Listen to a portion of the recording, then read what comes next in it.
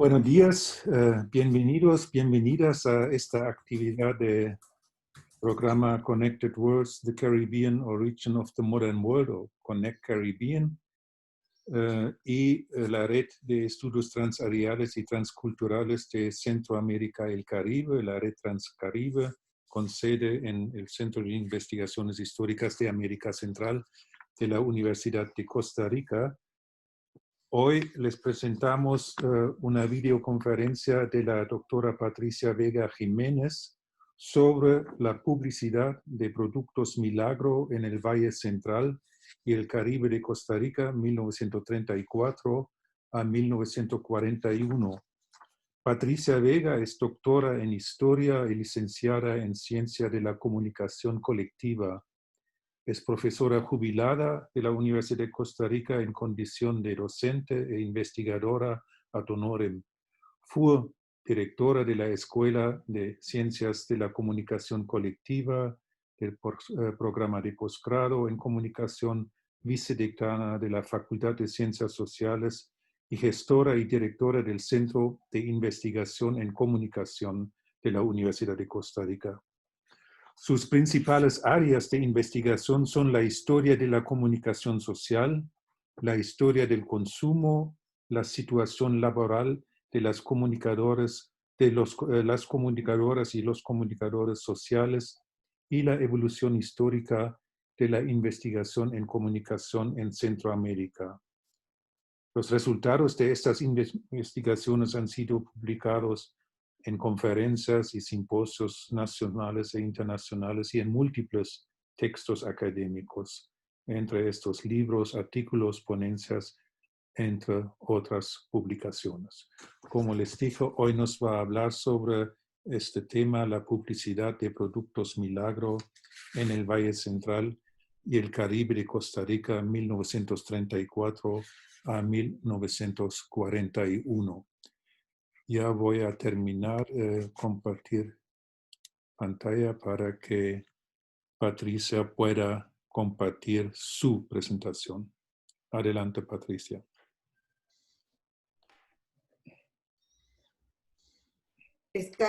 ¿Lo ven bien? Yo sí. Sí, sí se ve bien. Sí, perfecto. Ok. Bueno, primero que todo, muchísimas gracias por estar aquí. En realidad, lo que voy a exponer tiene como objetivo que ustedes me ayuden luego a ver cómo redirijo o continúo dirigiendo esta investigación.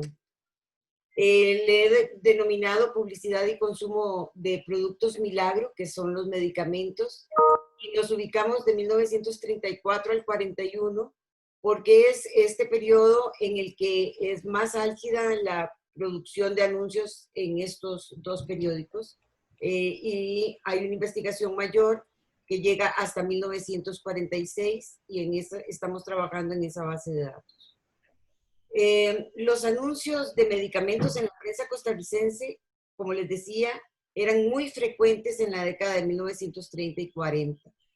Y esta asiduidad que es muy evidente en La Voz del Atlántico y en el Diario de Costa Rica que tienen proyectados, hace suponer que quienes se publicitaban eran empresas con capacidad económica para invertir en propaganda, por una parte, pero por otra, al tratarse de artículos fundamentales para el bienestar de las personas, en tanto prometían recuperar la salud perdida o prevenir una enfermedad, las posibilidades de que la oferta se concretara en compra eran muy altas. El negocio entonces era boyante, pero muy competitivo. Muchos productos diferentes prometían curar el mismo o los mismos males, y ante la competencia, los anunciantes apelaban a diversas estrategias para cautivar a los compradores. Algunos acudían a los testimonios de médicos o pacientes, otros a las cualidades mágicas del producto, algunos a la velocidad con que se eliminaban los males, otros a las marcas de respaldo, referían al miedo, a las garantías del producto y recurrían a ofertas temporales, entre otras pericias. En otros términos, los anunciantes procuran desarrollar estrategias persuasivas que convenzan al lector de las cualidades del medicamento, independientemente si se trata de verdades o de mentiras.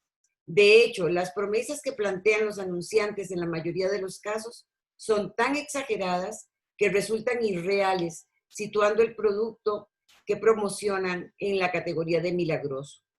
En síntesis, la publicidad de medicamentos, como ninguna otra, es terreno para timadores que apelan a estrategias discursivas para engañar y aumentar la venta.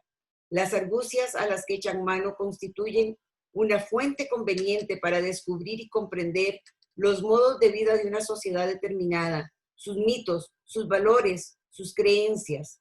Las argumentaciones son también un terreno interesante para conocer cómo usaban esos mitos, valores y creencias para promover la venta.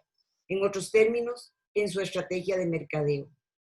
Este texto es una primera aproximación a una investigación mayor que tiene como objetivo realizar un análisis comparativo de los anuncios sobre medicamentos publicados en el Diario de Costa Rica y en el semanario La Voz del Atlántico para determinar las similitudes y diferencias entre lo publicado en el Valle Central y en el Caribe costarricense del 34 al 41. ¿Por qué escogimos estas zonas? Bueno, porque ambas comparten un mismo estado nacional, pero evidencian diferencias culturales muy profundas, entre ellas la forma como se combaten las enfermedades. ¿Por qué estos periódicos? Porque el Diario de Costa Rica es uno de los impresos con mayor tiempo de circulación en el país. Vean ustedes que nace en 1885 y acaba en 1974. Incluso tuvo cerca de 17,000 ejemplares por día en 1944, que es un número enorme. La Voz del Atlántico, por su parte, es un semanario que va dirigido a la región Caribe y se mantuvo en circulación del 34 hasta el 46. ¿Por qué medicamentos? Reitero, porque son, por una parte, los anuncios más frecuentes y numerosos de los periódicos, pero además porque se acercan como ningún otro producto o servicio a la vida cotidiana de los habitantes de una determinada sociedad. Específicamente se pretende conocer qué se ofrece en la publicidad que divulga el Diario de Costa Rica y La Voz del Atlántico y determinar cómo se exponen esos anuncios publicitarios textuales e icónicos sobre medicamentos y o productos milagro que se divulgaron y finalmente indagar por qué se promueven medicamentos específicos en el periodo de estudio. En esta exposición vamos a tratar únicamente el primer punto. ¿Qué ofrecen los anuncios? Lo que pretende ser un análisis descriptivo. Decíamos que estamos viendo dos regiones distintas. De hecho, Costa Rica, en la década de 1930, se sustituía la agricultura de subsistencia por un proceso de industrialización que conllevó una proletarización de un buen sector de la población.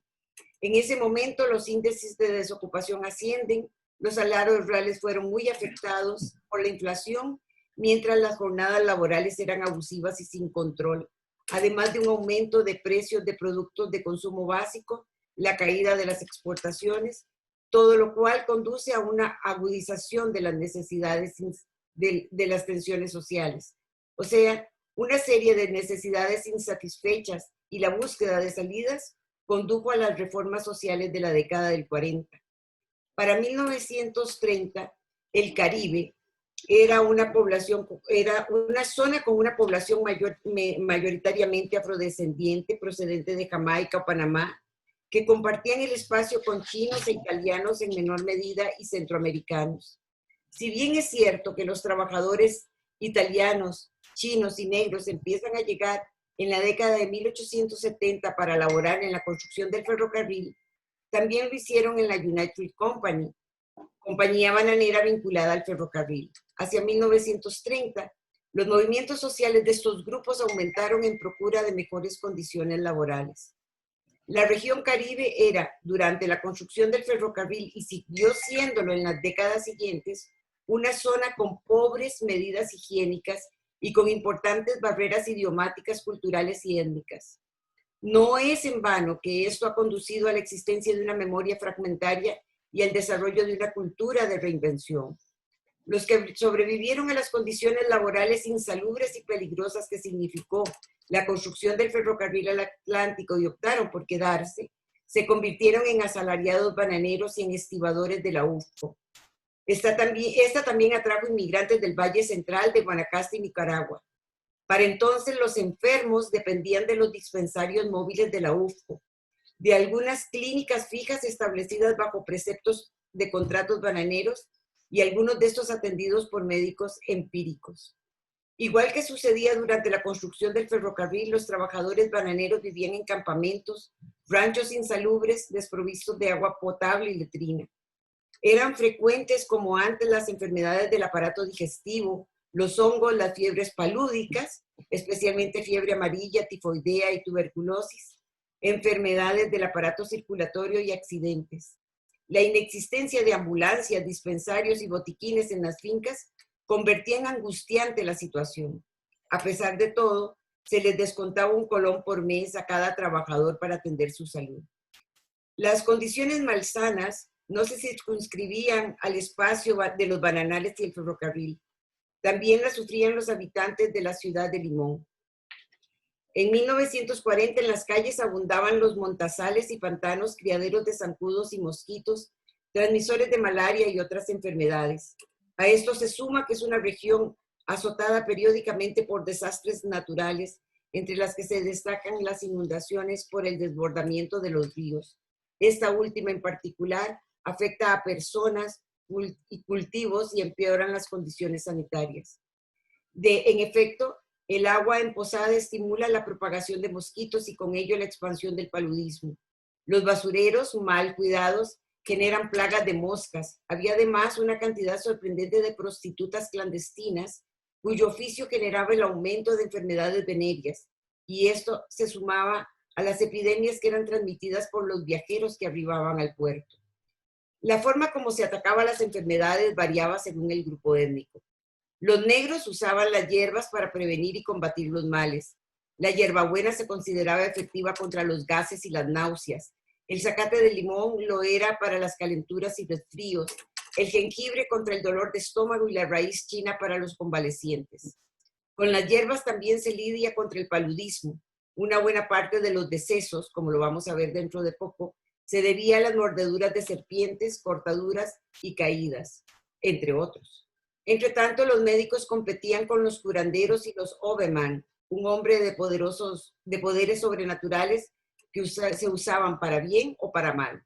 El OBE diagnostica enfermedades, cualquier dolencia puede ser atribuida a los efectos negativos de un enemigo, y la fe de su actuar ha sido responsable de la muerte de muchas personas que no confían en la medicina convencional. Por su parte, los chinos tenían su propia forma de tratar las enfermedades. La medicina herbal pronto llegó a ser popular en algunas regiones del Caribe, como en Cuba, por ejemplo. Entre tanto, San José, a principios del siglo XX, las autoridades emprendieron diversas iniciativas para evitar el deterioro evidente de la salud pública en Costa Rica. Varias epidemias habían causado altas tasas de mortalidad en la población, la más grave de las cuales fue la influenza entre 1919 y 21. Paralelamente, las enfermedades gastrointestinales, el cólera, la disentería, los vómitos y la enterocolitis cobraron un importante número de víctimas fatales como consecuencia de la contaminación de las aguas y la falta de higiene. En ese caso, la injerencia del Estado fue más directa mediante la regulación y creación de instituciones de ayuda o asistencia, con la participación en la solución de problemas de salud e higiene, en particular para atender las dificultades generadas por los enfermos pobres. Este es el contexto en el cual se ubica nuestro análisis. Si vemos los niveles de alfabetización, los índices de alfabetización que favorecían la lectura de periódicos, nos dice que en 1917 la provincia que mayor índice de alfabetización tenía fue Limón, situación que se explica por el alto porcentaje de población alfabetizada y la existencia de múltiples escuelas privadas. Para 1950, como ustedes pueden observar, Limón ocupa el tercer lugar debido, entre otras cosas, al abandono de la provincia. Nosotros tenemos los anuncios publicados en los periódicos Diario de Costa Rica y La Voz del Atlántico, que se recopilaron en una base de datos. Se revisaron en total 31 ejemplares de cada periódico, o sea, en total 62. De La Voz del Atlántico se consideraron todas las ediciones, porque es un semanario, y del Diario de Costa Rica, los ejemplares que coincidían con el día en que circulaban. El Diario de Costa Rica publicó 185 anuncios sobre medicamentos, mientras el semanario publicó 128 en este periodo. En la diapositiva que ustedes tienen en pantalla, se ordenan los anuncios más frecuentes que publicó el diario según el número de veces que salieron. En el Diario de Costa Rica, el producto más anunciado eran las pastillas del Dr. Rich. Le seguía el Laxol, la anticulina Ebrei, la pasta dental Colgate y el mentolato. Veamos una a una rápidamente. Las pastillas del Dr. Richards, por ejemplo, tienen múltiples beneficios para el usuario. Ofrecían un cutis fino, eran de curación rápida y particularmente muy efectiva para las mujeres, pues eran ellas quienes con más frecuencia, según el anuncio, sentían cansancio y malestar. Además, proveía un aliento agradable, combatía la delgadez. Según los conceptos de belleza de la época, la gordura era un sinónimo de salud. Además, la indigestión se podía curar rápida y permanentemente, y decía textualmente, no es necesario sufrir de gases en el estómago, pérdida de apetito y peso. Se desconoce, no se sabe el componente activo por el cual está hecho este supuesto medicamento. La anticulina Ebrei ofrece curar los problemas de los riñones, la vejiga y el hígado. Llama la atención el hecho de que la palabra calculina refiere a cálculos, y los cálculos son piedras que se ubican en el riñón, la vejiga y la vesícula. Y adicionalmente a la promesa de sanación de estos órganos, calculina también ofrece juventud eterna, agilidad, fuerza y salud. Y a las mujeres en particular les proporciona una piel limpia, libre de arrugas, pechos firmes, color rosado, ojos claros, agilidad, que son señales de salud. Hoy la calculina se ofrece en la India, se produce allí, de hecho, y se vende como medicina homeopática para combatir enfermedades de los riñones, la vejiga y otros órganos. El Laxol, por su parte, es un purgante que tiene varias cualidades. Es sabroso como la miel, es un purgante de confianza, es eficaz para niños y adultos. Y está hecho a base de ricino. El ricino era un producto que se importaba en grandes cantidades en el país en la década del 30, lo que me hace sospechar que se utilizaba para crear el medicamento en Costa Rica. Actualmente se ofrece en el mercado en el formato de jarabe y pastillas y también como laxante. La pasta dental Colgate ya se comercializaba en masa desde 1873, pero con presentación en forma de polvo. Tuvieron que pasar 2 décadas para que se considerara poco higiénico que muchas personas pusieran su cepillo de dientes en el mismo tarro de dentrífico en polvo, de modo que en 1896 se vendió la primera pasta de dientes en tubo a la que se le agregó flúor en el 14. Y esto es importante porque va a disminuir la incidencia de cavidades producidas por las caries dentales. En 1928, cuando Colgate-Palmolive nace, es porque Colgate es vendida a la compañía Palmolive. En este caso en particular, llamo la atención, utilizan un esquema de presentación del anuncio bastante novedoso para la época. Son una especie de tiras cómicas, como pueden ustedes ver, y todas tienen un argumento similar. El mal aliento produce un rechazo social. A alguien le recomienda a quien lo sufre que visite al dentista y éste le aconseja el uso de pasta dental y consigue la persona ser aceptada y en todos los casos logra la conquista esperada. Los anuncios publicitarios de la pasta dental Colgate se confeccionaban entonces en Estados Unidos por compañías especializadas en hacer avisos propagandísticos y envían los clichés a los periódicos que ellos eligen de cada país y allí los diagramadores o los impresores los ubicaban en el medio y los reproducían. El mentolatum es una crema que igual que Colgate tiene una tipografía distintiva y sirve para sanar diferentes males. Calma el dolor de las quemaduras, evita que se formen ampollas, alivia las picaduras de insectos, cicatriza y sana en muy poco tiempo. En un país tropical donde las lluvias son constantes, mentolatum se ofrece también como descongestionante, alivio que se obtiene una vez que se aplica el producto en forma de crema en el pecho la garganta y las fosas nasales de quien lo requiere. Este producto es fabricado en Estados Unidos y no necesita prescripción médica. Hoy, por ejemplo, es un ungüento de bálsamo labial y cremas que se usa para combatir dolores musculares y es muy popular en Chile y Perú. En la década del 30 se conseguía en los comisariatos de la bananera, pero con un costo mayor que en las farmacias. Y se usaba también para los resfriados.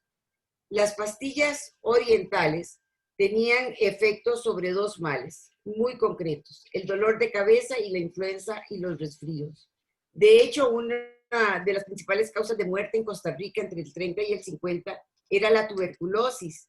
Y esta enfermedad empieza como un cuadro gripal y en muchas ocasiones se confunde con la influenza.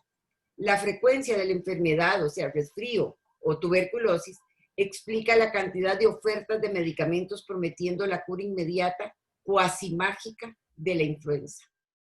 El periódico La Voz del Atlántico tiene 128 medicamentos anunciados y de estos la mayoría son gotas para los ojos Murine. También fue el frecuente el Cardoy, las pastillas orientales, la quinoplasmina de Bayer. También destacan la salubina, el suero Butantan y el tónico Bayer. Murine es un producto que se anuncia con mucha frecuencia. Las imágenes evidencian que la figura femenina apela por su fisonomía a la llamada zona blanca de limón, pues se trata de ojos claros y menos rasgados. Los anuncios están en inglés, lo que indica que va dirigido a la población angloparlante, que era numerosa en el Atlántico. Se trata, igual que la crema dental Colgate o el mentolatum, de avisos publicitarios elaborados en Estados Unidos y enviados a distintos países. Estos, por ejemplo, que ustedes observan, fueron publicados en España por periódicos de Sevilla, y las mujeres ahí representadas tienen la misma fisonomía, como pueden ustedes ver, que los productos que se publican en el Atlántico costarricense. Igual que el Colgate se comercializa en masa, el Murine. El Cardoy es otro medicamento dirigido a mujeres. Igual que el Murine, los anuncios están en inglés y lo que prometen es aliviar los dolores que produce la menstruación. Pero como todo producto mágico, también combate la desnutrición, proporciona energía, en especial a las mujeres, y además les brinda felicidad. Es recurrente en los anuncios apelar a la debilidad, el cansancio y deterioro de las mujeres, a quienes se les puede ayudar con productos milagrosos y, por tanto, efectivos según los anuncios. Los anuncios de pastillas orientales tienen, igual que en el Diario de Costa Rica, alivian los dolores de cabeza y los resfríos. Por otra parte, los anuncios promoviendo el suero Butantan eran muy usuales. Este es un suero antiofídico producido por el Instituto Butantan de Brasil en ese momento. En Mamita Yunay, Carlos Luis Fallas advierte que en las bananeras los trabajadores estaban a merced de las mordeduras de serpientes, muy frecuentes en la región, y por ello insistían en solicitarle a sus patrones suero antiofídico para salvar a nuestros hermanos, decía textualmente. Por su parte, la salubina era ideal para los problemas digestivos y de nuevo se publica en inglés. No es de extrañar el número importante de anuncios de brebajes que prometen curar problemas digestivos, dado que las enfermedades gastrointestinales llevaban con mucha frecuencia a la muerte. Un ejemplo de remedio milagroso que actúa sobre varios males es este Cortal. Resulta particularmente útil para las personas, los hombres, aclaramos, que ingieren licor, pues elimina los efectos posteriores del exceso de las bebidas y anima la actividad física, además de curar resfríos y problemas respiratorios.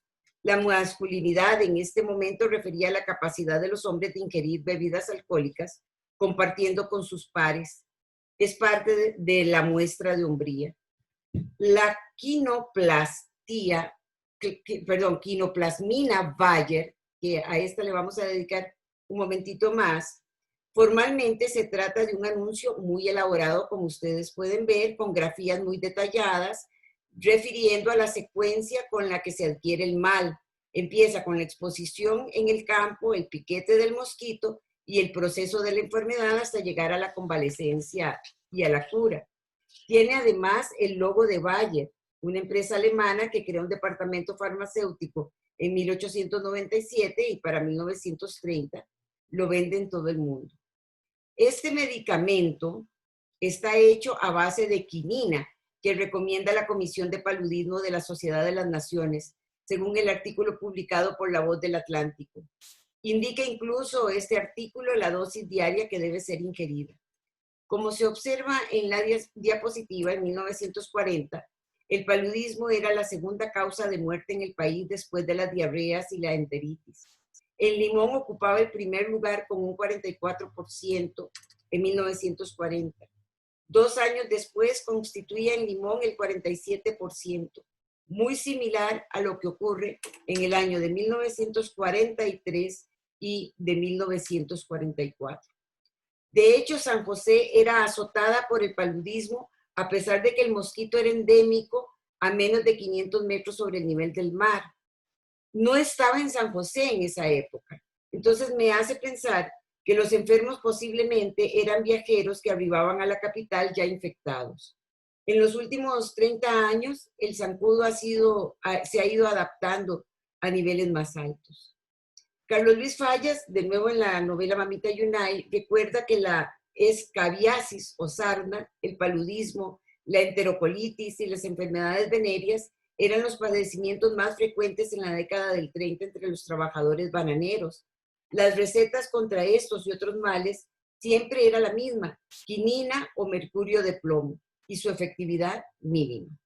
Por lo general, los obreros se proveían también de ron y quinina para los resfríos y las calenturas, canfín o querosén para las cortadas, azufre para las rasquiñas. Esa enfermedad horrible y desesperante, dice el autor, que tanto abunda en los sucios campamentos de las bananeras. El limón. Morían más personas denominadas blancas que afrodescendientes en los años de 1937 y 1938. Y como la principal causa de muerte era en paludismo, supone que este mal afecta más a los blancos. Aunque no es la única explicación posible, la drepanocitosis tiene un efecto parcialmente protector frente a la malaria. Es un padecimiento que sufrían con más asiduidad los afrodescendientes que otros grupos étnicos. Esta es la razón por la cual ellos resistían mejor el mal. Se trata de una enfermedad genética hereditaria no infecto-contagiosa de la sangre que afecta la hemoglobina. Hay varios medicamentos que se publican en uno y otro periódico con artes muy similares. Llama la atención que solo el 10.27% de los anuncios publicados en el Diario de Costa Rica se repiten en La Voz del Atlántico, mientras que en este último el 32.81% de sus avisos comerciales eran iguales al del diario. Esto podríamos explicarlo por el hecho de que los anunciantes prefieren los periódicos con más circulación, esto es, el Diario de Costa Rica, lo que les garantiza que su mensaje llega a un público más amplio, que por tanto sufría diversos males, de manera tal que la oferta de medicamentos era más amplia que la expuesta en el semanal.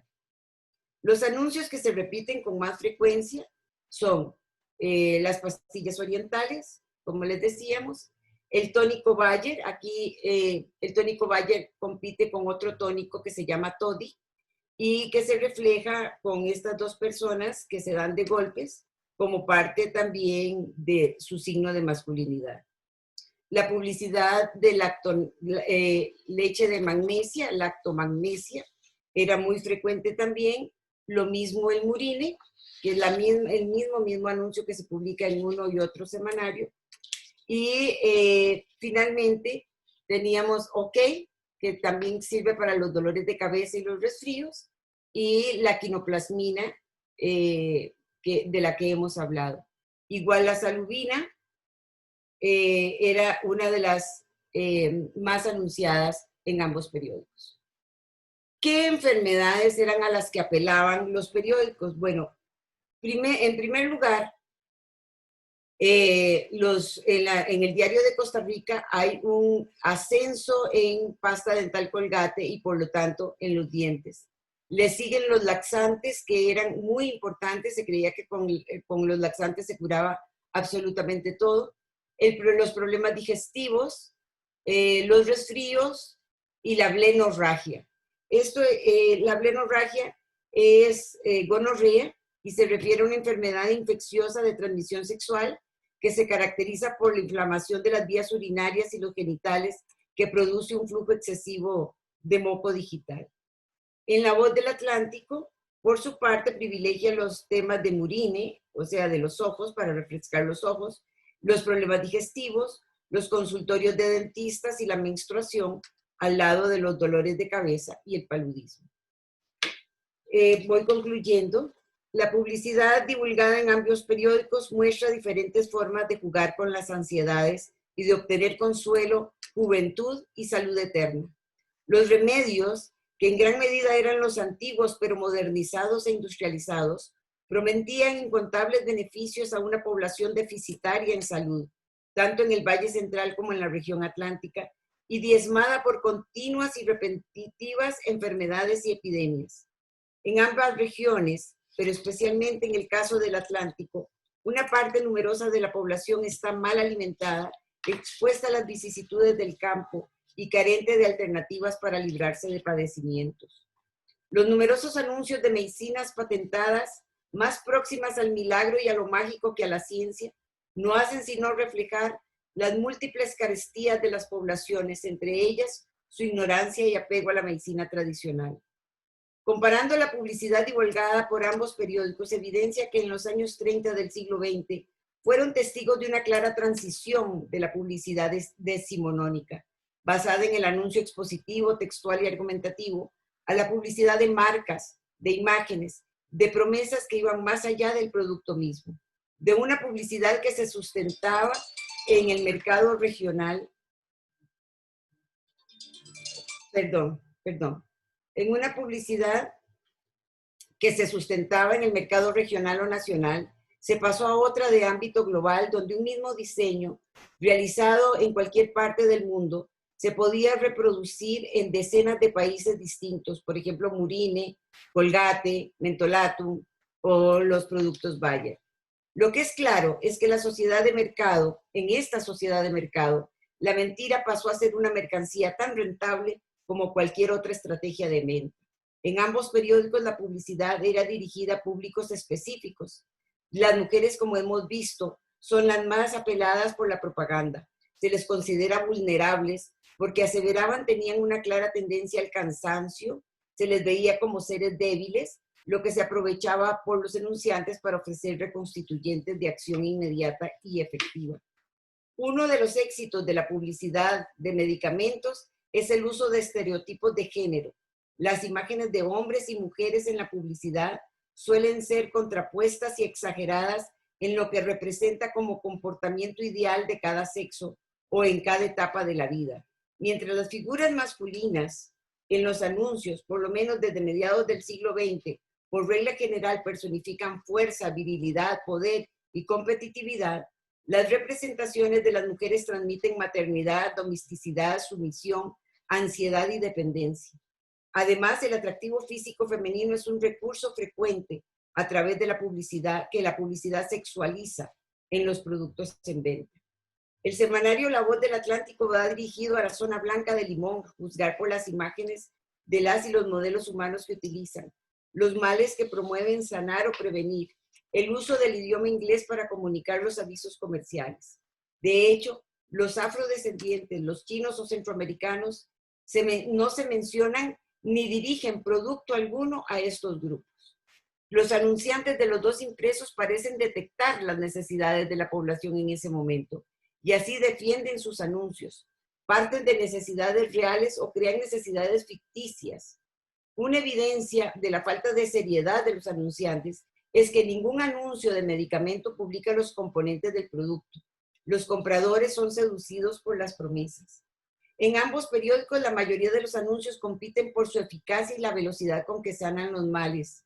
De igual manera, destacan la certeza de que curan múltiples enfermedades. Ante esta inescrupulosa publicidad de productos medicinales, los gobernantes reaccionaron hasta 1945. En primer término, apelaban a la obligatoriedad de emplear un lenguaje sencillo y discreto, pues el uso de un vocabulario técnico llamaba a confusión o a interpretar incorrectamente el mensaje del anuncio, situación que podía tener efectos nefastos, decían los diputados que discutían el proyecto de ley.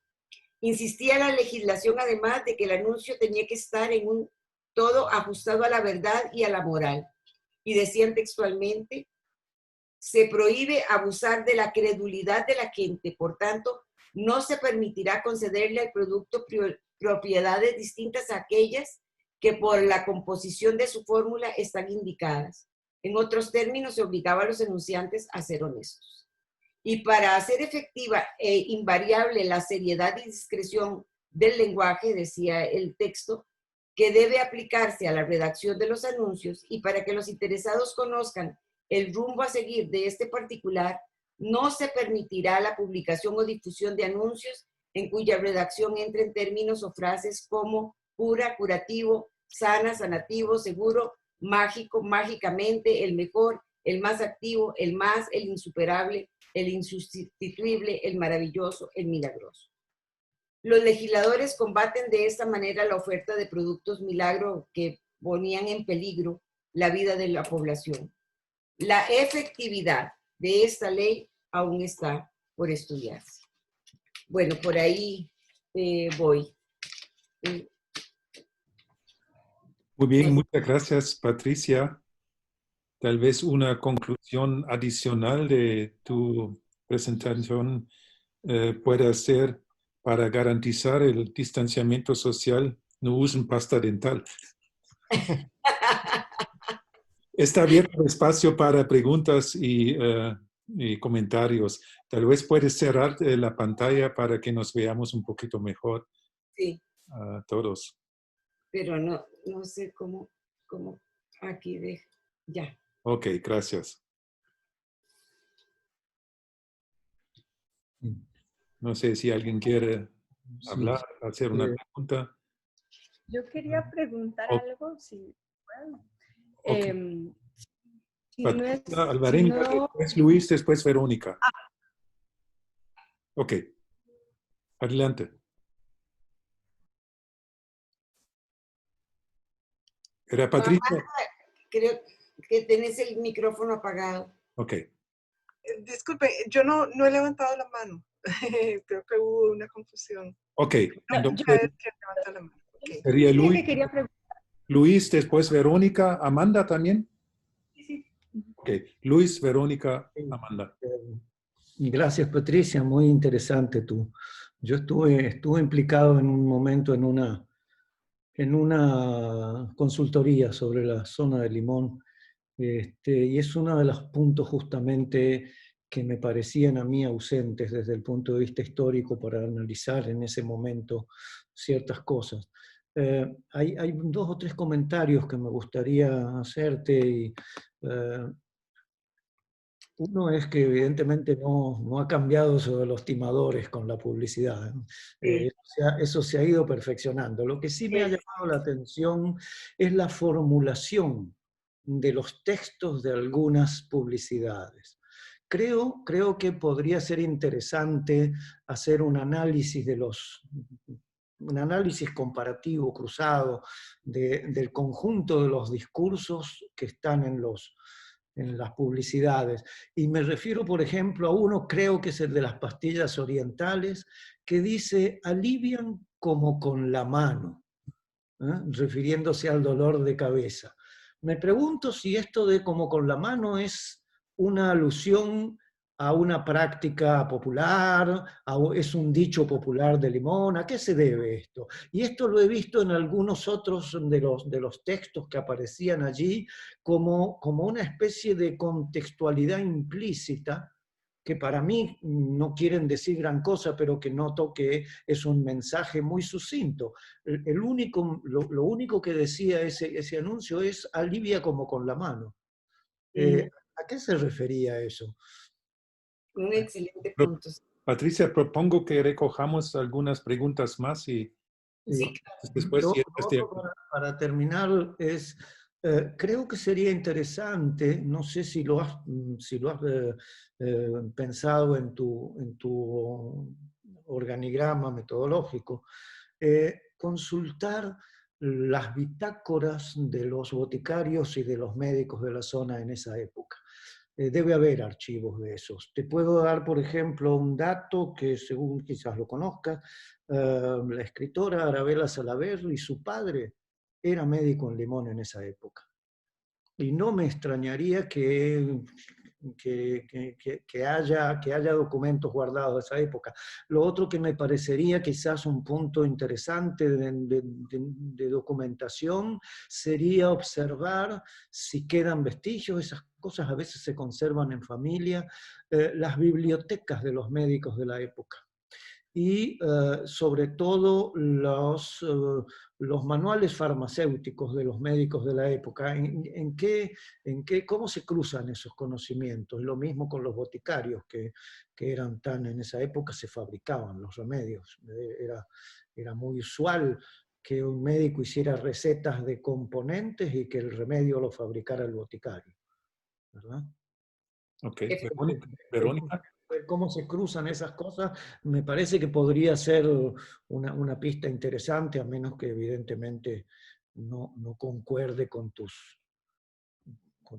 proposición, ¿verdad? Bueno, excelente. Verónica. Patricia, es muy interesante, muy sugerente. Hay como cualquier cantidad de avenidas posibles a donde uno podría apuntar. En realidad yo tengo como un par de preguntas. La primera es, al final dijiste que son productos que están más orientados hacia un público femenino. Y eso me pareció muy interesante en términos de poder adquisitivo. Es decir, ¿son productos muy baratos o cómo funciona eso? Es decir, ¿cuál era la frecuencia con la que se podían comprar esos productos, por ejemplo, ¿no? Que parecieran que son cosas que son milagrosas, pero hay que estar comprando todo el tiempo. Entonces, ese mecanismo de cómo si es milagroso yo sigo comprando algo para que tenga el mismo efecto, me parece como una paradoja curiosa, ¿no? Si es tan milagroso, ¿por qué tengo que volverlo a comprar y por qué tendría que aparecer todo el tiempo en el periódico? ¿Verdad? Porque si uno ya encontró el milagro, pues ya no necesita venderlo más, digo. Entonces, me pareció como un primer punto. Y lo otro que me pareció muy interesante, pues yo entiendo La Voz del Atlántico, pero me queda como un poco la duda porque al final señalabas que estos anuncios estaban dirigidos más a una población blanca en Limón.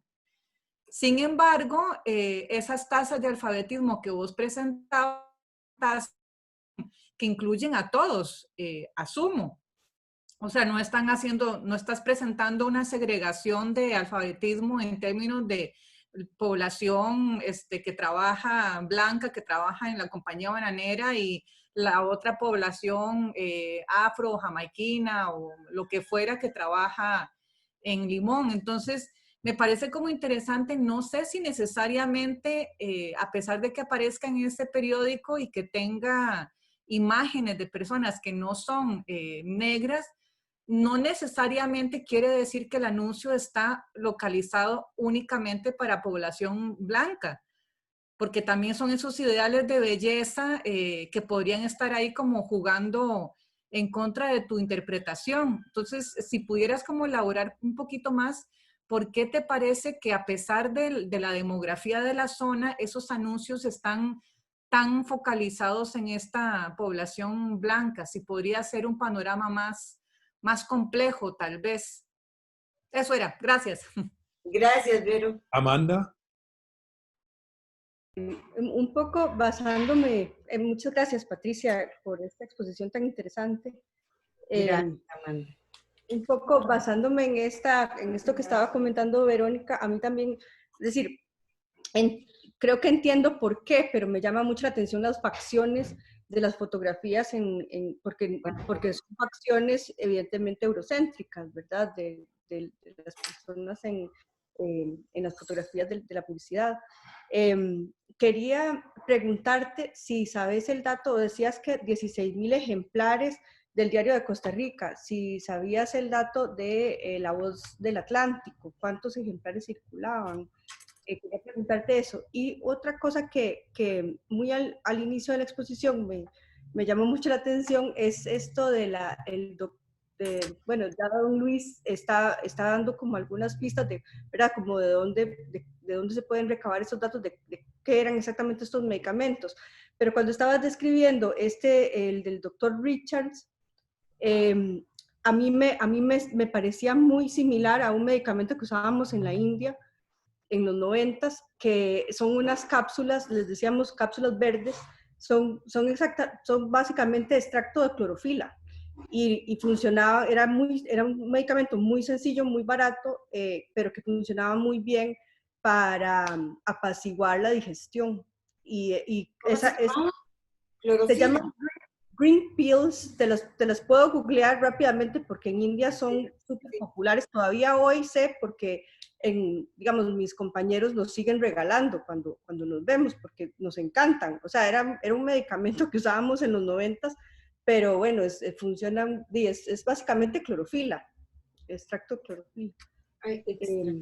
Hay también Pero dos puedo... preguntas de Miguel Ángel que nos mandó por el chat, pero propongo tal vez primero conteste Patricia, porque ya son muchos aspectos y que abramos una segunda ronda con las dos preguntas de Miguel Ángel y otras más. Adelante, Patricia. Bueno, primero lo de Luis, se lo agradezco muchísimo. Como vos viste, Luis, yo lo había planteado metodológicamente en 3 etapas. ¿Qué se anuncia? ¿Cómo se anuncia? ¿Y por qué se anuncia? En este caso estoy únicamente con el qué se anuncia. Pero esto que me acabas de ayudar a orientar, me ayuda muchísimo para las otras 2 posibilidades, las otras 2 propuestas metodológicas que me falta hacer en el proyecto. Te lo agradezco muchísimo y por favor apuntate lo de las bitácoras para que no se te olvide. Lo de tu amigo que tiene esas posibles fuentes. La fotografiamos o como le quede más cómodo. Pues sí, no. Sí, las bibliotecas de la época, los manuales farmacéuticos definitivamente son fundamentales.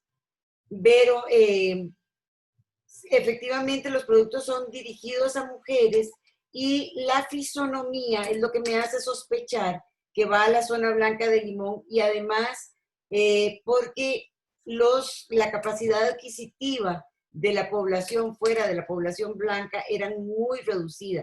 De hecho, en Mamita Yunay no dije todo lo que había sacado, pero este señor decía que era imposible comprar aún en los comisariatos quinina, por ejemplo, porque era hiper cara para ellos.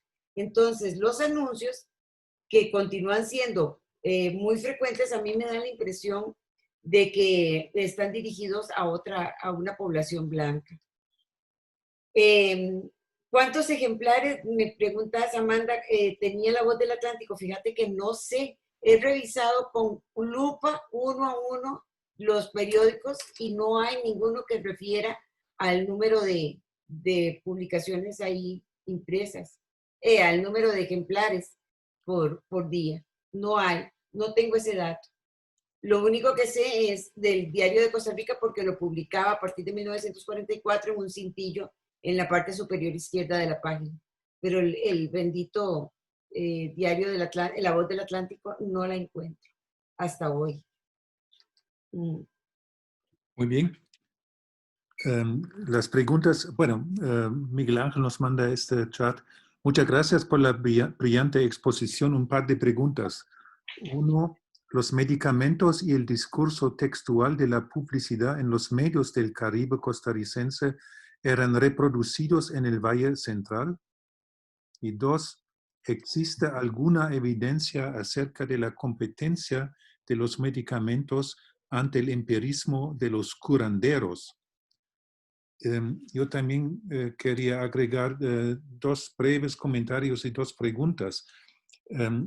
Me llamó la atención que en la publicidad para las pastillas del Dr. Richards sale con frecuencia combate la delgadez aumentando el peso.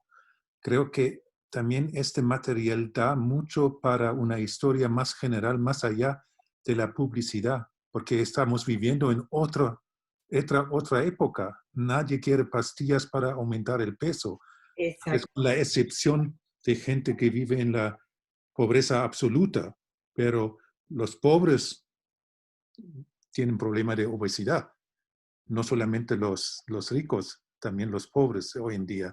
Esto me llama la atención. Y en segundo aspecto también me parece sumamente interesante que utilizas Mamita Yunai, una novela, para sacar informaciones sobre la pertinencia, la importancia, el uso de ciertos medicamentos. Esto me alegra muchísimo porque muestra que sí, la literatura es una fuente sumamente importante. Por supuesto, es un texto que oscila entre lo documental, la dicción y la ficción, pero sí creo que es importante.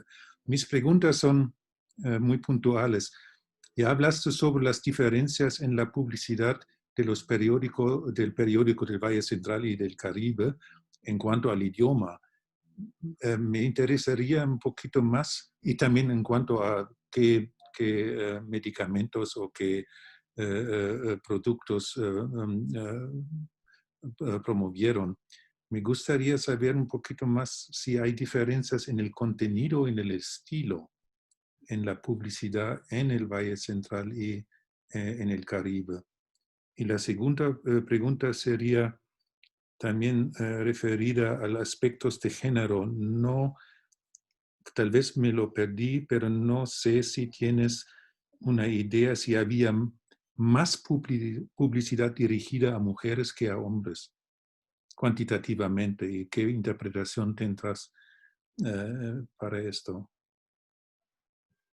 No sé si hay más personas. Sonia y Verónica otra vez y cerramos esta segunda ronda y después hay suficiente espacio para después también. Sonia. No, yo tengo una pregunta, porque en el caso de La Voz del Atlántico, que yo lo he estado revisando, bueno, ya se sabe que tiene dos partes, la de inglés y la de español. Esos anuncios que vos encontraste, ¿en qué parte están? Porque en la de español, por ejemplo, uno topa con que tiene una parte de sociales y todas las sociales son como se casó tal persona, fiesta de tal, y todas son mujeres blancas y ninguna, por lo menos hasta donde yo he revisado, no he encontrado ninguna, digamos, afrocaribeña, negra, en la parte blanca. En la parte en inglés, ese tema no está, no hay una cuestión de sociales. Entonces, podría ser interesante que eso que decís, que tiene que ver de dónde, a quién está dirigido los anuncios, puede ser que tenga que ver también en dónde está colocado en el periódico. Lo digo porque a mí siempre me ha llamado la atención de que es un periódico, ellos dicen dirigido a Limón, siempre es las únicas mujeres que salen, digamos, son blancas y son en esa parte social. Entonces me interesaría saber si tenés ahí una colocación, porque podría ser que dependiendo de donde esté colocada en el periódico, así sería digamos, a la población a la que esté dirigida. Y lo otro es que, volviendo a la parte de literatura, en Limón Blues, Ana Cristina Rossi habla mucho de que la población afro-caribeña digamos, no tiene una relación, no lo es explícito, pero uno lo lee, no hay una relación estrecha con la medicina más, no sé decirlo, que sería como occidental, sino que tienen sus propias curanderas. También podría tener que ver con el tema de quién va dirigido ese medicamento, dependiendo de esa población, ¿verdad? Y sus costumbres, que yo eso no lo tengo claro porque no lo he encontrado en otros, digamos, en otra literatura, en otras fuentes, pero sería interesante visualizarla desde ese punto de vista también, la relación que tiene. Verónica. Sí, perdón que siga Venecia con la misma pregunta, Patri. Pero es no, que te agradezco, Vero. ¿Qué es lo que te interesa saber? ¿Quién compra el medicamento o a quién le llega el mensaje del producto? Porque yo puedo leerme, qué sé yo, toda Vogue de principio a fin y no me voy a comprar absolutamente nada de lo que viene en esa revista. Pero eso no quiere decir que no me afecte. Entonces, un poco por eso, o sea, entiendo tu razonamiento de por qué esos productos podrían estar dirigidos para una población blanca, pero ahora en función de lo que te estaban preguntando, que te preguntaba Sonia específicamente, de en qué parte del periódico está, es decir, es que no necesariamente porque esté la mujer blanca ahí significa que va solo para una mujer blanca. Insisto en que también este tema de la publicidad, ideales de belleza, cánones y demás, también entran en juego. Entonces, esa relación no necesariamente va a ser la misma, es decir, yo puedo comprarme una Vogue y no comprar nada de lo que ahí se anuncia. Sin embargo, sí hay algo que me queda a mí en términos sociales. Entonces, no sé si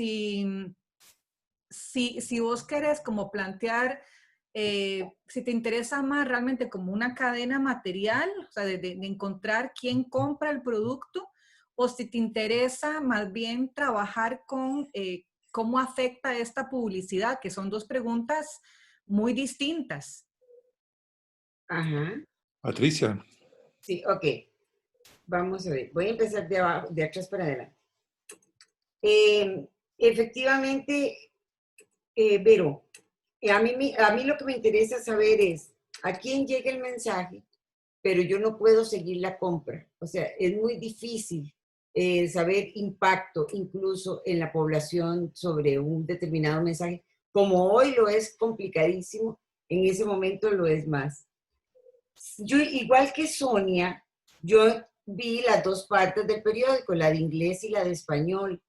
En la de español, donde están los anuncios, en la parte de español, aparecen anuncios en español, pero aparecen muchos también en inglés, como los que les mostré de Murine, por ejemplo, o Cardui, que son absolutamente, están en la parte de español del periódico, pero están en inglés, lo que me hace pensar que va hacia la población angloparlante. Pero también las mujeres son las más, no sé, no he sacado el porcentaje y en eso quizá sería bueno verlo, como dice Verne, cuántos de estos anuncios van dirigidos solo a mujeres y cuántos a niños y cuántos a hombres. Eso yo lo pensé hacer, pero no lo hice para ahora, sino que pensé en hacerlo cuando ya tuviera toda la base completa, que me falta todavía completar la base porque se está haciendo enorme. Y la otra cosa es que las personas afrodescendientes, igual que los chinos, tienen su propia medicina. Por eso yo creo que el limón blue me puede servir muchísimo para ver esa relación entre las formas de atacar los medicamentos de una forma distinta uno y otro. Lo que es cierto es que los anuncios refieren a productos occidentales y a medicina no tradicional. Es evidente que aunque juegan con la magia y aunque juegan con la mentira, no están diciendo tome hierbabuena para que se cure los gases, sino tome Cardui, que no se sabe de qué está hecho, pero que la cura. La otra cosa que decía Werner sobre las diferencias en contenido y estilo de La Voz del Atlántico y el Diario de Costa Rica, efectivamente son los mismos anuncios, o sea, no cambia ni el contenido ni el estilo. El único que cambia un poquito es la quinoplasmina, cuando le meten el bichito que pica a la víctima, etc. Pero es el único que cambia, los demás todos son exactamente iguales, hasta el suero Butantan. Y bueno, y ya respondí lo de la cuestión de género, la publicidad dirigida a mujeres que hay que cuantificar. No sé, Sonia, creo que te respondí lo tuyo también, ¿verdad? Creo que... Sí, sí. Ok, gracias. ¿Quién más quiera hablar? Yo quisiera... Luis, adelante. Hay una pregunta, Sonia, que yo me hago. En Internet están las 20 y tantas páginas de la autobiografía de Quincy Duncan. Ajá. Yo la he leído con mucha atención, la he analizado, y me da a entender, el abuelo de Quincy Duncan era un pastor de la iglesia protestante. habla de la educación, evidentemente pertenece a la clase más alta dentro de las comunidades afrodescendientes o afrocaribeñas o afrolimonenses, en las cuales además tengo entendido que no se hablaba el español. Y eso lo dice claro Quince Duncan. Sí. Ahora yo me pregunto, en ese caso, ¿por qué comprarían un periódico o leerían un periódico en español? O sea, esto reposiciona quizás la cuestión de los anuncios en inglés dentro de un periódico de lengua española. Había dentro de las bananeras una gran cantidad y familias numerosas de los cuadros blancos, ¿verdad? Que eran anglófonos, completamente anglófonos, eran gringos, ¿verdad? Y de alto poder adquisitivo, porque también era de alto poder adquisitivo dentro de la comunidad negra la gente como de la familia de Quince Duncan. No es lo mismo que los obreros afrocaribeños de las bananeras. Y allí habría quizás que preguntarse la cuestión desde un otro ángulo. O sea, ¿por qué si en una comunidad angloparlante afrocaribeña que no habla inglés, ¿por qué usarían los medios de comunicación en español? Si no los usan, ¿por qué o a quién va dirigida entonces la publicidad anglófona en esos medios? Seguramente no a ellos. Y entonces esto habría quizás que contrastarlo un poco. Yo creo que hay información probablemente en los escritos de Quince Duncan sobre todo esto. Además, Eso sí lo leí. Luis, eso sí lo leí, lo de Quince Duncan, me ayudó muchísimo. Sí, y a mí me llama mucho la atención esto porque él hace como una especie, ¿verdad?, de posicionamiento histórico hacia por lo menos 3, 4 generaciones hacia atrás, de la relación lingüística, de lo que significaba el español para los afrocaribeños, para los afrolimonenses, y era una relación completamente lejana, según lo que yo entiendo de los escritos de Duncan. Entonces, allí me parece que hay fuentes para reinterpretar esta presencia de anuncios en inglés en un medio de lengua española. Creo que esto en todo caso podría llamar a la prudencia interpretativa. Tal vez, Patricia, me permites, Giannini mandó también una pregunta por el chat, la leo para todos. Hola, me pareció súper interesante la conferencia. Definitivamente la salud y su obtención sigue siendo un tema de preocupación para todas las sociedades. Tengo una consulta. No sé si se ha considerado estudiar en esta etapa de la investigación, pero ¿había algún respaldo de los médicos de la época para la compra de productos milagrosos o censura? Pregunta. ¿Lo contesto ya? Sí, no hay otra persona más que quiera. Esta es una pregunta fundamental. La estoy dejando para la segunda etapa. El respaldo que tiene, que los médicos le dan a estos medicamentos es prácticamente, hasta donde lo he visto, es prácticamente nula. Hay como un desarrollo farmacológico paralelo y los médicos van por otra parte.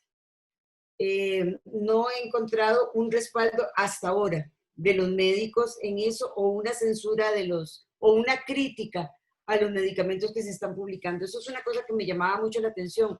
¿Cómo es que nadie reacciona ante la presencia de estos medicamentos falsos? Hasta 1945, cuando se empieza a discutir la ley para controlarlos. Eso fue una cosa que me parece muy importante. La otra cosa que me está quedando en el tapete, y a lo que quería hacer referencia, es que los que anuncian los medicamentos milagrosos están haciendo algo que es adelantarse a la época. Es que detectan una necesidad en una población determinada y con base en esa necesidad que ellos detectan o que crean o que incluso inventan, entonces ofrecen el medicamento. Por ejemplo, el mentolatum. El mentolatum afecta, se compra porque la gente está padeciendo de muchas picaduras de zancudos. Bueno, entonces se ofrece mentolatum contra las picaduras de zancudos. O sea, como que ellos detectan una enfermedad y la atacan a través de un anuncio publicitario. Esto es un avance de mercadeo publicitario enorme para esa época, para 1930. No sé si me perdí tu respuesta a la pregunta de Luis sobre la mano, como alivio como con la mano. No sé si me perdí. Es cierto, no. Me llamó la atención también. Yo veo un subtexto sexual allá, pero tal vez estoy demasiado deformado por el realismo sucio literario y no tiene que ver nada con esto, pero sí sería interesante ver tu comentario, tu explicación sobre esto. Hay muchas frases, esa como con la mano, y hay muchas frases en los anuncios que uno podría entresacar y estudiar. Ahora que Luis dijo esto como con la mano, lo he estado pensando igual para la segunda etapa, que es el análisis de las estrategias persuasivas, que no lo he trabajado en este momento, pero que sí sé que existe y que hay que apelarlo. Sí. ¿Puedo Sí, preguntar? Héctor, después Luis otra vez. Sí, bueno, mira, muy interesante, eso sigue siendo muy interesante, Patricia, y has avanzado mucho en la investigación, pero yo sigo pensando que ahí hay un problema de que tenés que elegir un foco claro de qué es lo que quieres hacer, porque esto que estás presentando está entre que por un lado parece una historia de medicamentos y de cosas relacionadas con la medicina y la medicina, pues, medicina tradicional, medicina occidental, o qué sé yo, eso por un lado. Y por otro lado, el tema de la publicidad. Yo creo que hay que elegir un foco, porque si uno se va por el lado de los médicos, los medicamentos, si se permiten, si no se permiten, digamos, todo ese es un lado médico, pero eso de por sí es un gran tema, ¿verdad? Sí. Yo diría, bueno, hay que quedarse ahí entonces y ver, porque digamos, cuando vos te preocupas que si eso sirve o no sirve, yo diría que ahí, claro, eso es relevante desde el punto de vista de la efectividad médica, pero eso de si sirve o no sirve, yo mismo te diría, hay muchos medicamentos que los médicos recetan que no sirven también, ¿verdad? Entonces, como que esa es una pregunta que yo creo que habría que ver bien si tiene sentido formularla y dónde, ¿verdad? Claro que la mayoría de estas cosas no sirven. Eso uno piensa, son engaños, por lo menos desde nuestra perspectiva, porque el problema es que cuando uno dice que no sirve, que es un engaño, bueno, eso es desde nuestra perspectiva, ¿verdad?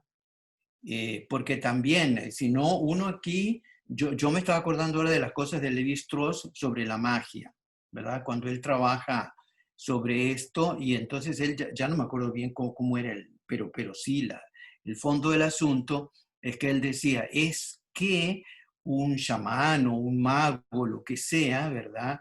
Empieza, y bueno, pero después cuando uno empieza en estos rituales, todo el mundo que está en el ritual termina creyendo lo que está haciendo, ¿verdad? Hay un fenómeno ahí como de invención, imaginación colectiva, y entonces una cosa que aparentemente es totalmente arbitraria, absurda, termina teniendo efectos que son reales desde el punto de vista social y en el comportamiento de la gente, porque al final entonces yo te diría, bueno, si la gente consume y compra esos productos, yo no sé, habría que ver si los compraban o no los compraban, ¿verdad? Pero eso vos no lo vas a poder saber. No. Porque vos entonces yo diría que ahí estamos, hay que volver a cuál es la fuente, hasta dónde puedes ir, y bueno, vos puedes ir en cómo, cómo me parece que se ve esto. hay una campaña de publicidad de productos y aquí se abre un mercado y todo esto, tanto en el Valle Central como en Limón y toda la zona del Caribe, con sus particularidades, Limón y todo esto. Se abre ese mercado y hay la publicidad de esto. Entonces yo diría, bueno, la parte fuerte ahí, porque vos te estás derivando de los anuncios, es bueno, la publicidad y cómo persiste y que si está, bueno, y uno puede sacar por contrastar con otra fuente, bueno, eso responde a una cierta necesidad, que era lo que decía la gente. Compra esas cosas o algo de eso es porque lo necesita, ¿verdad? Porque algo le soluciona, pues por algo. Pero digamos, y en la publicidad siempre, pues en los productos que uno compra, hay algo soluciona en la cosa del consumo, ¿verdad? Y hay un montón de cosas superfluas que no sirven para nada, pero que bueno, por la presión de la publicidad, la presión del medio, lo que sea, la gente consume. Entonces yo diría, bueno, con publicidad y consumo me parece que es como el foco más claro que se puede tratar con las fuentes que tenés. Para mí lo de la historia en relación si son efectivos y en relación a como productos médicos estos, y en relación ya a la medicina convencional, como llamémosla así, como nosotros la conocemos, bueno, pero eso son otros 100 pesos, ¿verdad? Y ahí interviene todo lo de las causas de muerte, si son efectivos, qué hacen los médicos. Claro que yo creo que los médicos, yo puedo adelantar, algunos pueden ser que los receten. No los receten, no. Nadie los va a recetar, pero que los recomienden. Y que, tómese un tecito, tómese unas cosas de anís, porque los médicos también aquí, y nosotros lo hemos vivido, digamos, en médicos más antiguos, más viejos, digamos, recomendaban este tipo de cosas. Y eso tampoco hace mal. Si uno se toma, a alguien le duele la panza y le dan anís de estrella, yo creo que esa es una de las medicinas tradicionales de aquí, o le dan un té de manzanilla. Bueno, eso, qué sé yo, no se va a envenenar con eso. No es, ahora, que sea una cosa muy efectiva, yo creo que hay es muy complejo eso esto de los medicamentos. Ahora, si vos querés ir por ese lado de los medicamentos, claro que, y de entonces, pero ya los productos milagro en función de los medicamentos, porque yo ahí te diría, si uno va por la cosa de los medicamentos, uno tiene que ver con los farmacéuticos, con los médicos de la época, bueno, cuáles son los productos médicos que están ofreciendo, y en relación a esos productos que son los que tienen los médicos, y los que ofrecen los médicos y que pueden recetar, bueno, cómo se comportan estos productos milagros, ¿verdad? Sí. Pero eso yo creo que, bueno, eso sería otro tema, ¿verdad? Pero ya porque ahí sí uno podría decir, bueno, es que los productos milagros son así, son asá, son un engaño, que eso es, obviamente que hay una parte de engaño y de ingenuidad con la gente, pero bueno, yo no sé. Ahora, la parte de publicidad, ahora, cuando yo veo la iconografía, yo creo que ahí vos hay un grupo, entonces si la iconografía que están presentando es la misma en Argentina y la misma en España, muy parecido a las figuritas, porque tampoco las cosas que presentan ahí no son muy espectaculares como imágenes, ¿verdad? No, pero, digamos, son cosas, si eso es lo mismo en todos lados, entonces, bueno, son paquetes que ya vienen de fuera, ¿verdad? Algunos sí. Y que y otros que son, pero ya la adaptación a una cosa más local, yo no sé si existe eso, ¿verdad? Pero eso sería un tema muy interesante para trabajarlo, ¿verdad? Si existe, pero yo me imagino que para que exista una adaptación local de la publicidad, tiene que haber publicistas y dibujantes, y tiene que haber medios para hacer eso. Y no da la impresión que van a pagar esos...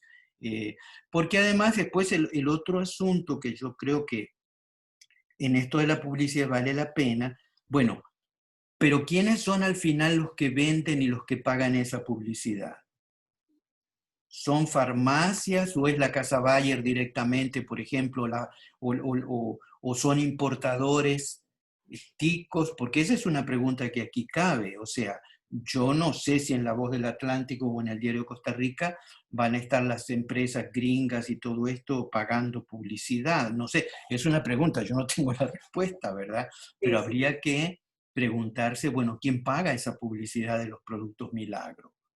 Ujú. Y si era muy costosa, si no era muy costosa, porque yo me estaría tentado a decir, son las casas que importan esos productos, que yo creo que sí se puede investigar, bueno, Sí. quiénes eran los que importaban esos productos.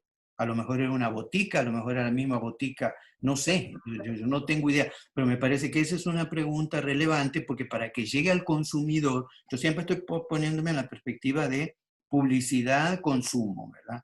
Pero para que llegue al consumidor, alguien lo tiene que importar, ¿verdad? No es que van a estar publicitando ahí cosas que no se pueden, que no se venden aquí, ¿verdad? Entonces, yo diría, y yo no sé si hay alguna posibilidad de analizar algo de los precios, porque uno sí no puede decir es muy caro o a dónde llegan, pero a mí me da la impresión que esos productos Milagro no son antibióticos, no son medicamentos caros, ninguno, me parece, no. Y me parece que si lo fueran, no serían, porque el asunto de que sean milagrosos y es de que la gente los consuma y de que se corra la voz y tomes para laxante. Problemas que todo el mundo tiene, digamos, que no tienen. En estos productos, muchos de estos productos, obviamente, un médico va a decir son de efecto placebo, ¿verdad? Sí. Pero los placebos funcionan, de Sí. hecho. De hecho, cuando se hace la investigación médica para probar los medicamentos, o sea, siempre hay un grupo de control que le dan un placebo, ¿verdad? Entonces, aunque para nosotros puede tener un sentido muy, muy distinto. Pero en fin, bueno, yo creo que de todas formas vale la pena seguir adelante con esto, pues un tema, además es un tema que yo creo que nadie ha trabajado mucho y lo importante para mí es como son estos productos que vienen generalmente de fuera, ¿verdad? Otro tema es esto de cómo compiten con lo que sería la medicina más de las hierbas, de lo que venden en el mercado. Esto sí que es un tema que yo trataría que serían los productos milagros versus los productos milagros pero locales, digamos, los que no vienen de fuera, ¿verdad? Y cómo se compara, porque siempre es la cosa del consumo, ¿verdad? ¿Cómo se va a imponer? Porque a lo mejor están vendiendo la misma hierbabuena que compran en el mercado, bueno, la venden en un té o la venden en una cosa que viene de fuera y que con eso tiene más prestigio. No sé, habría habría que ver esas cosas, ¿verdad? Pero creo que sí hay una competencia de estos productos milagro con los productos locales, digamos, lo que yo llamaría los productos milagros locales. Hay un detalle, Patricia, en lo que los anuncios que vos presentaste, ahí hay un producto que se llama Toddy. Sí. Bueno, ese no es un medicamento, ¿verdad? No es un reconstituyente. Es, Como un yo tónico. diría que tampoco. Lo vendía, yo tomé eso de niño. Eso es un producto, es un chocolate, es para ponerle a la leche. Entonces eso se le ponía a la leche para desayunar. En Argentina existía y era un producto muy popular. Y muy popular, yo lo recuerdo bien. ¿Por qué? Porque había una serie por radio de Tarzán y la fuerza de Tarzán, ¿verdad? Entonces la propaganda era que si querías ser como Tarzán, te dieran Toddy.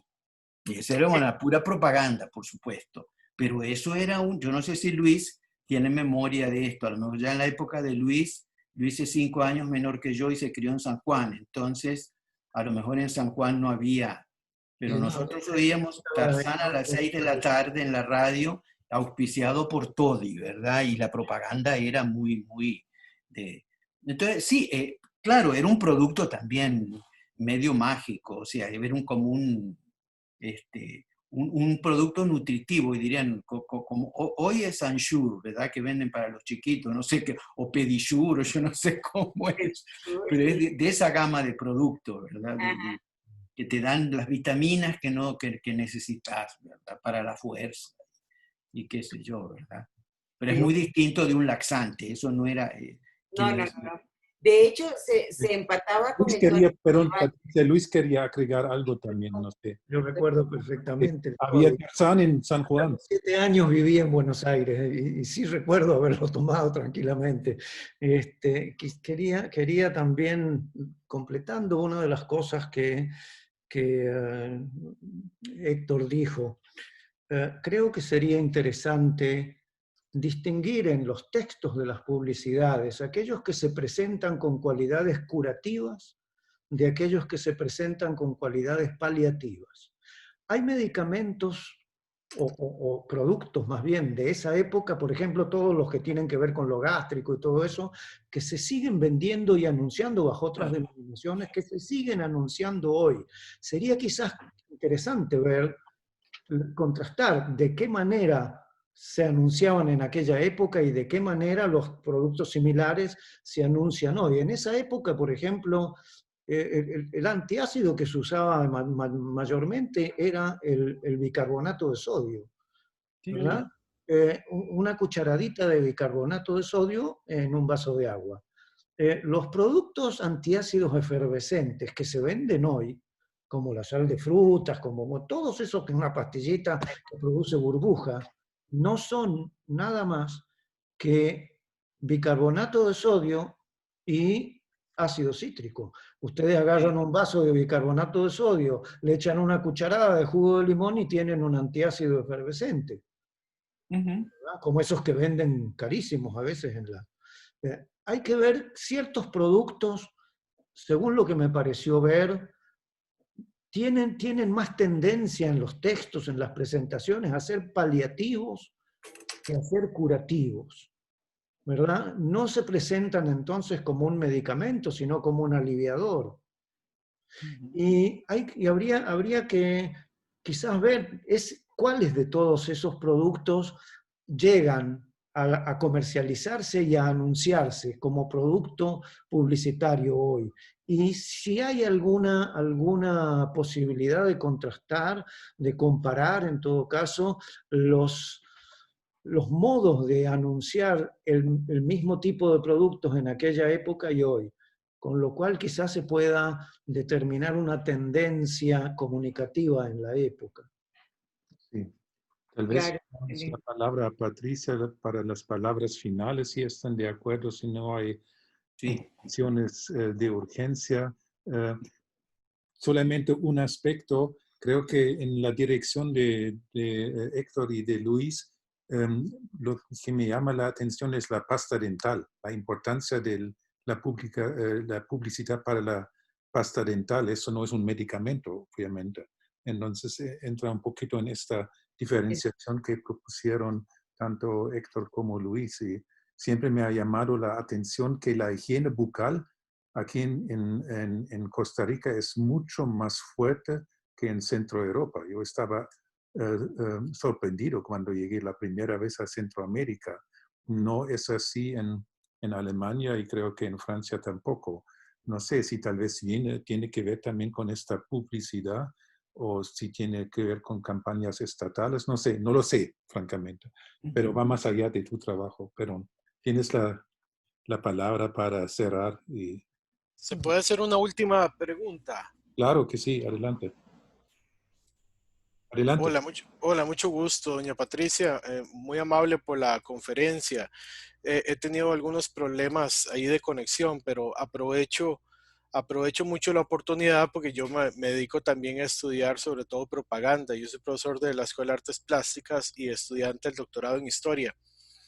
Y quería hacerle la siguiente pregunta, si usted ha considerado la influencia que tuvo este tipo de publicidad en la producción autóctona a partir de los años 40 y 50. Estoy hablando de Alberto H. Garnier y aquellos publicistas que trabajaban con pincel en mano haciendo publicidad de la época. Y otra cosa muy interesante con las compañeras que preguntaban acerca del fenotipo que se usa en los anuncios, clichés que eran importados, al igual que uno podría preguntarse del fenotipo y los clichés del papel moneda que tuvimos, ¿verdad? desde talleres externos en donde se encargaban. Este tipo de clichés, que eran planchas quemadas en ácido, ¿verdad? Se distribuían en toda América Latina y muchas veces se distribuían desde Cuba, porque de hecho en el Museo de la Gráfica Cubana aparecen muchos de esos clichés que también tenemos ahora. Con respecto a lo del fenotipo de mujeres blancas, yo no sé si puedo compartir pantalla brevemente, si me lo permiten, para mostrar este anuncio. Este anuncio es del ABC de 1914, es del té Lipton. Y como ustedes pueden ver, ahí está la mujer de estilo de corte victoriano completamente, ¿verdad? Muy derivada de inclusive la influencia futura del Art Nouveau, en donde está esa mujer ya de piel más oscura como un elemento exótico. Entonces, es curioso cómo desde el punto de vista desde la publicidad se ve el exotismo de otras culturas, ¿verdad? Y cómo esas mismas culturas también consumen lo que podría denominarse, ¿verdad? Entre comillas, su propia visión de mundo.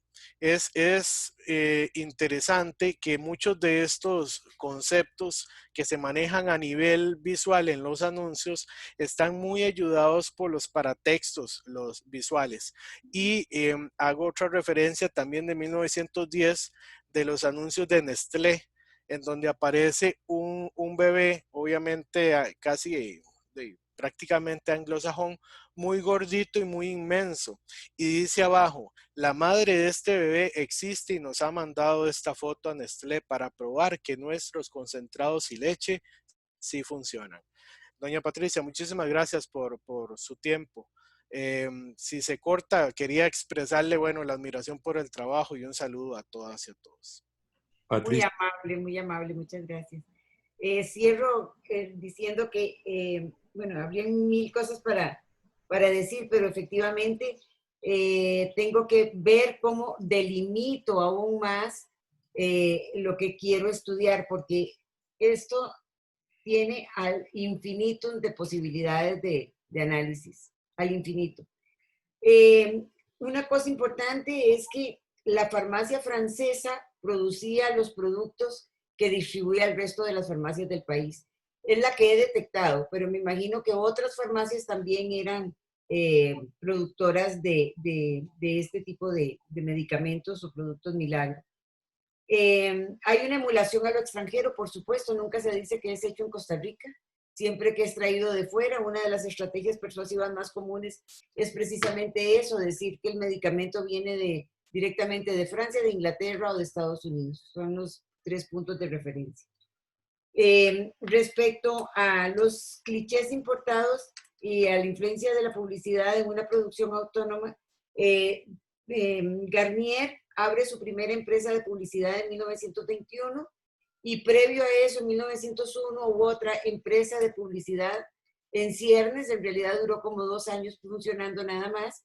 La publicidad generalmente se elaboraba en los periódicos hasta el 21 que Garnier monopoliza la producción de propaganda en el país. Y bueno, creo que se nos fue el tiempo y quedo con todas las ayudas e ideas que ustedes me dieron. Muchísimas gracias, son valiosísimas, no saben cuánto, sobre todo en un proyecto que se va haciendo cada día más grande y más grande y más grande, y se empiezan a encontrar más cosas, bueno, y el que tengo que frenar en algún momento. Muchas gracias, de verdad. Antes de cerrar, Luis, ¿quiere hablar? No. Pensé que levantaste la mano. Muchas gracias. Dos informaciones antes de cerrar. Grabamos esta actividad, entonces vamos a subir la grabación, creo que al servidor de la Facultad de Ciencias Sociales de la UCR y también al Facebook del CIAC y especialmente al Facebook de la Red Transcaribe. Entonces pueden consultar también, tal vez alguien ha perdido la conexión durante un momento, entonces va a estar disponible en unos días también a través de estas redes y sitios. Y nuestra próxima actividad ya va a ser muy pronto, el 11 de septiembre. Vamos a hacer una presentación del libro de El Caribe Origen del Mundo Moderno, en la que van a participar dos de las editoras, Chelo Naranjo y